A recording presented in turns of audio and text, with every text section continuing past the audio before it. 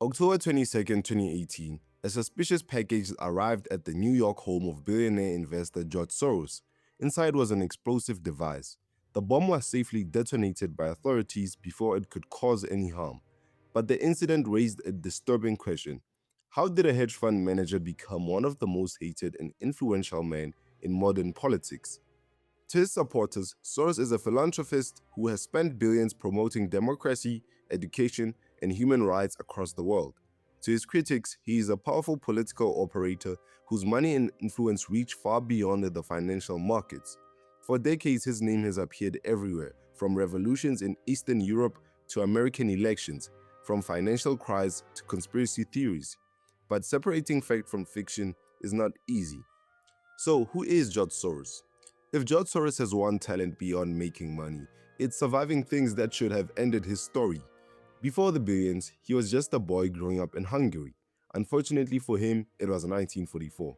In 1944 in Hungary was not exactly a great time to be alive, especially for a Jewish family. As World War II raged across Europe, Nazi Germany occupied the country and Hungarian Jews suddenly found themselves in extreme danger. Soros' family knew they couldn't rely on luck. They changed identities, used false papers, and did whatever they could to avoid being caught. His family had to worry about whether a simple mistake could get them killed, yet somehow they made it through. And that experience would leave a mark on George Soros. When you grow up watching governments collapse and entire countries turn upside down, you start believing that the world is as stable as everyone thinks it is. Soros learned that systems can break, and years later, that exact way of thinking would help him make billions of dollars. But before any of that could happen, he needed to get out of Hungary. So in 1947, with very little money and no clear path, young Soros headed to Britain. Life wasn't glamorous. He worked odd jobs, including as a waiter and railway porter, while studying at the London School of Economics. It was there that he encountered philosopher Karl Popper, whose ideas about open societies would have a lasting influence on him. After graduating, he entered the world of finance and eventually moved to New York City. And that's where things started to change. Because while most investors were trying to follow the market, Soros was trying to understand how people think. That difference would make him incredibly wealthy. By the early 1990s, Soros was already successful, but he was about to make the trade that would turn him into a legend. At the time, Britain was trying to keep the pound at a fixed exchange rate. Soros looked at the numbers and came to a simple conclusion. This wasn't going to last. So he made a massive bet against the pound, and when the pound finally cracked, Soros made more than $1 billion in profit. Just like that, he became the man who broke the Bank of England. Now, to be fair, Soros didn't single-handedly destroy the British economy. The problem was already there. He just saw them before everyone else did. And from that moment on, George Soros wasn't just another investor. He was one of the most feared traders in the world. And that's where the backlash really built.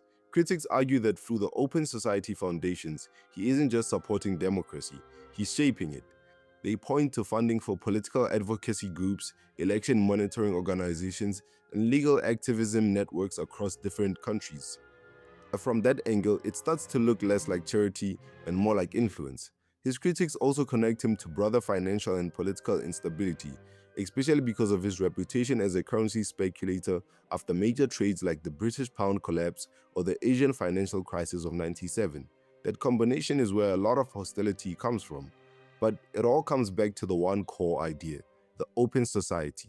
Karl Popper used the phrase to describe a society where no single group has total control over truth, politics, or power. Instead, institutions stay transparent, people can challenge authority, and governments stay accountable. That idea becomes the foundation for the Open Society Foundations. The funding goes into things like independent media, legal aid groups, education groups, human rights organizations, and democratic institutions. In places transitioning out of authoritarian rule, the focus is often on helping build stable civil society structures from the ground up. Here's the irony.